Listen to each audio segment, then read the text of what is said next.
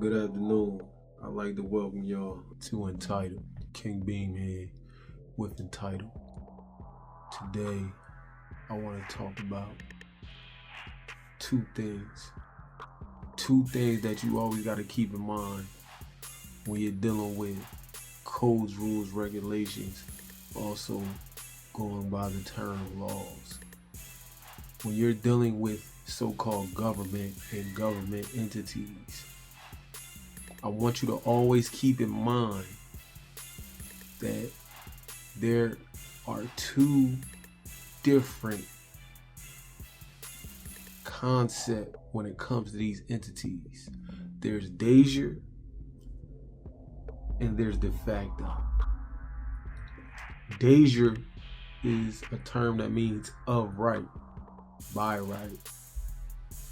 They have the right to do this. De facto is a term that means of fact.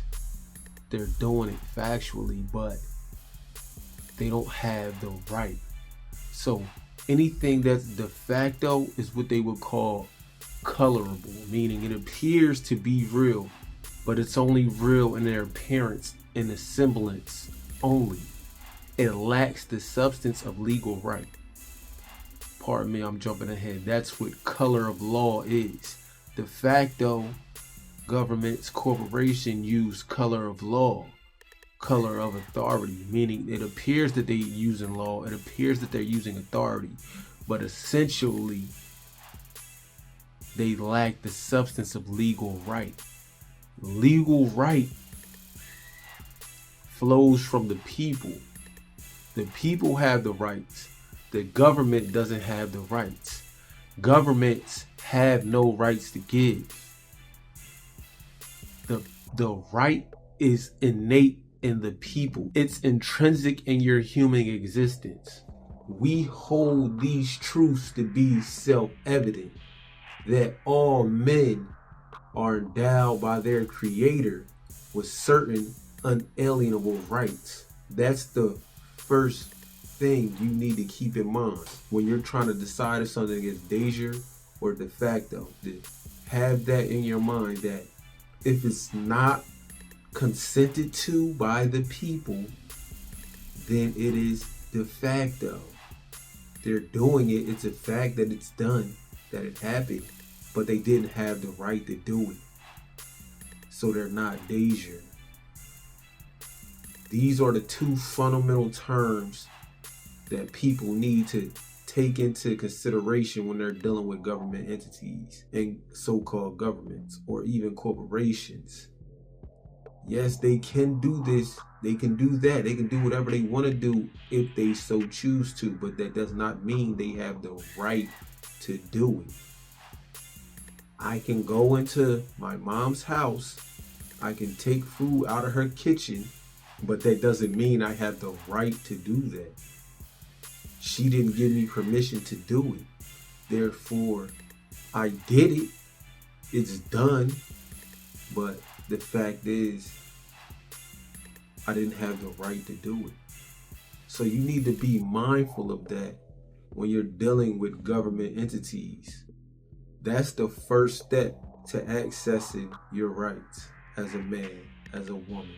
Learning the difference between something that's de jure and de facto. Now, let me give it to you in modern day terminology.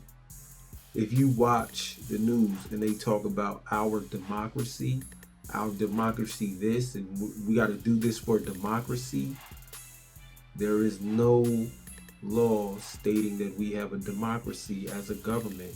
The democracy is a de facto corporation operating as the government. They're not the de jure government.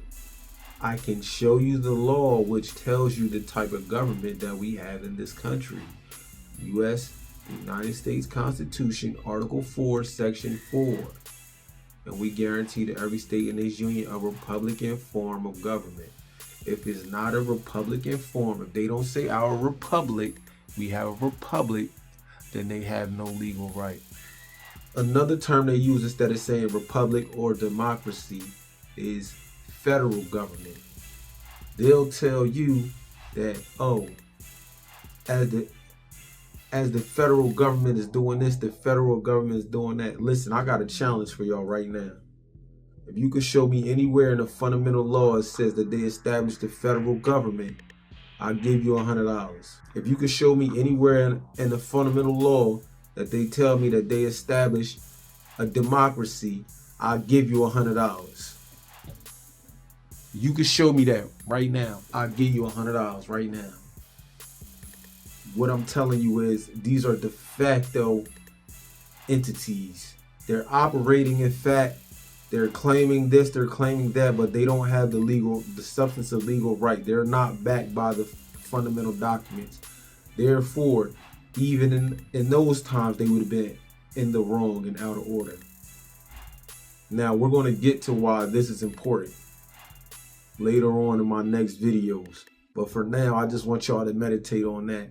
In my next video, I'm going to go over about why you should know the difference between de jure and de facto, why this is important, how it applies to your life, how it applies to the lives of our children, and why it's very important that we grasp these terms, that we take these terms in, and that we start learning the proper actions to protect ourselves and our loved ones. The strength is certainly in our numbers, but even more strength is certainly in our agreement. We have to come to an agreement on terms so that we can make the proper choices moving forward. If we're disagreeing about terms and we're disagreeing what's up and what's down and what's yellow and what's purple, we have to come to a realization that everything that is built is based upon an agreement when you're concerning two or more people. Everything that's built by people has to come to an agreement. So we first have to get on one accord and have a meeting of the minds. In order to have the meeting of the minds, we have to have a correct concept of what's actually going on. What we've witnessed our whole lives was the implementation of a de facto regime masquerading as the lawful government when they always lack the substance of legal right.